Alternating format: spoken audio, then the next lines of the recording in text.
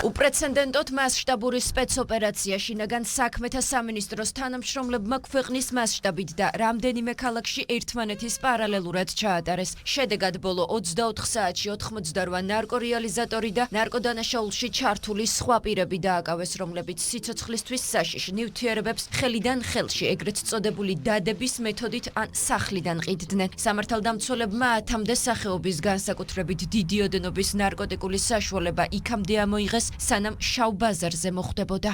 მოპოვებული მტკიცებულებები დგინდება, რომ დაკავებული ნარკორეალიზატორები ნარკოტიკულ საშუალებებს მოქალაქეებზე სისტემატიურად ყიდნენ.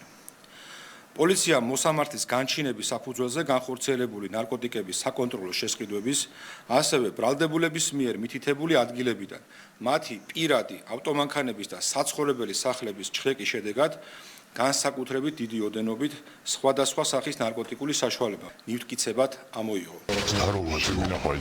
შინაგან საქმეთა სამინისტრომ მტკიცებულებების ნაწილიც გაასაჯაროვა, მათ შორისაა საკონტროლო შესყიდვის ამსახველი მასალა და საპოლიციო ღონისძიებების ფარგლებში ჩატარებული ჩხრეკისას ამოღებული ნარკოტიკი, დიდი ოდენობით ფული და ცეცხლსასროლი იარაღი. კანონის სრული სიმკაცრით დაიჯება ყველა ის ადამიანი, ვინც საფრთხის ქვეშ დააყენებს ჩვენი მოქალაქეების, განსაკუთრებით კი ახალგაზრდების სიცოცხლესა და ჯანმრთელობას.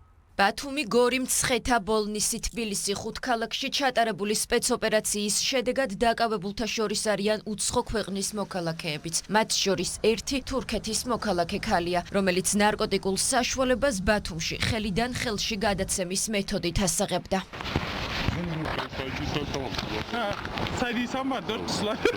ნარკოდანაშაულის ბრალდებით დაკავებულების ადვოკატები საქმის მასალების გაცნობას ელოდებიან, მანამდე დაცვის მხარის პოზიციებზე კონკრეტულად საუბარი უჭირთ. პოზიციები არ ვიცი, ანუ ეტაპობრივად ვეცნობით, ჯერ დადგენილები. ჩემი დაცვის ქვეშ ყოფით, სწორედაც რომ ამ შემთხვევაში არის ეგრეთ წოდებული ამღები, ის არ არის რეალიზატორი და თუ კი ბრალი მის მიმართ იქნება რეალიზაციის მუხლით კვალიფიკაცია იქნება არასწორი. ნარკოდანაშაულთან ბრძოლაში სახელმწიფო რომ უკომპრომისოა, ამას რამდენიმე თვის სტატისტიკაც მოწმობს. სამართალდამცველებმა ბოლო 7 თვეში ათასობით საქმე გახსნეს და 5000-ზე მეტი ადამიანი დააკავეს, მათგან 2000 ნარკორეალიზატორია.